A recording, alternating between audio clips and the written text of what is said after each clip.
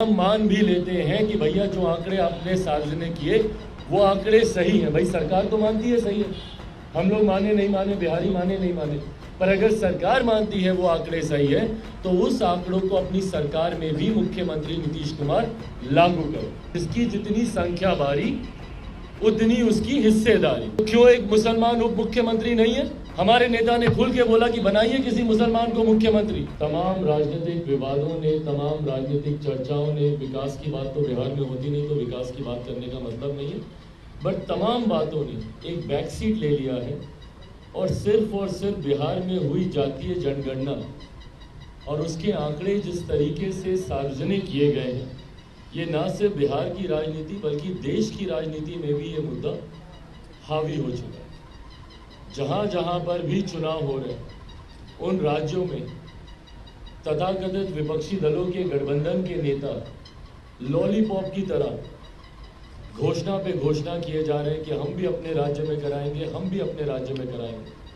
भैया जिस राज्य में ये हुआ उस राज्य में क्या हम लोगों ने पाया पहले ये तो हम लोग जान लें। भाई अगर एक जनगणना हुई उसके आंकड़े कैसे हुई नहीं हुई किसी को नहीं पता, वो मेरिट्स डिमेरिट्स सब पे हम लोग आएंगे, पर उस जनगणना का लाभ किसको मिला यहाँ पर और उस जनगणना का क्या लाभ ऐसा है जिसको लेकर विपक्षी दलों के तमाम नेता इतने उत्साहित हैं कि हर राज्य में जहां पे चुनाव हो रहा है भागे भागे जा रहे हैं घोषणा करने के लिए। आज की तारीख में 21वीं सदी में जहां हम लोग चांद पे जाने की बात करते हैं, हम लोग सूर्य तक पहुंचने की हम लोग बात करते हैं। मैं खुद 21वीं सदी का पढ़ा लिखा युवा, मैं जात पात धर्म मजहब में मैं विश्वास नहीं रखता, पर उसके बावजूद मैंने और मेरी पार्टी लोक जनशक्ति पार्टी रामविलास ने जातीय जनगणना का हम लोगों ने समर्थन किया था कि जाति आधारित जनगणना होनी चाहिए।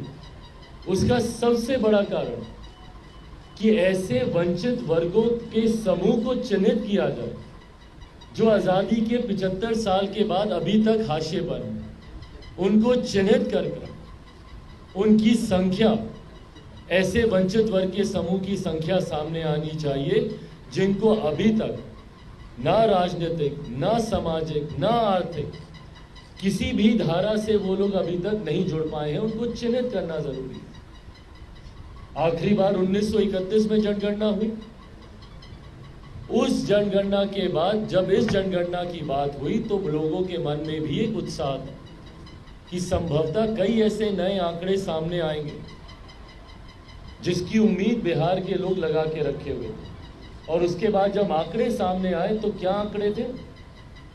मोटा मोटी अगर आप देखिएगा तो 1931 में जो जनगणना हुई उसी की एवरेजिंग सामने आ गई है, उसी की एवरेजिंग करके उसको सामने रख दिया गया। अगर ये बंद कमरे में तैयार किए हुए आंकड़े होंगे तो उस पर भी किसी को आश्चर्य नहीं होना चाहिए। 500 करोड़ रुपया खर्च हुआ। भैया कहाँ खर्च हुआ 500 करोड़ रुपया? कितने लोगों के दरवाजे खटखटाए गए?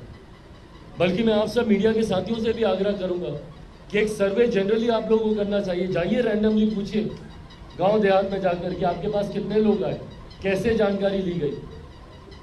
मैं अभी 2 दिन पहले मेरे नेता, मेरे पिता आदरणीय रामविलास पासवान जी की पुण्यतिथि पर अपने पैतृक गांव में था, शहर बन्नी में था।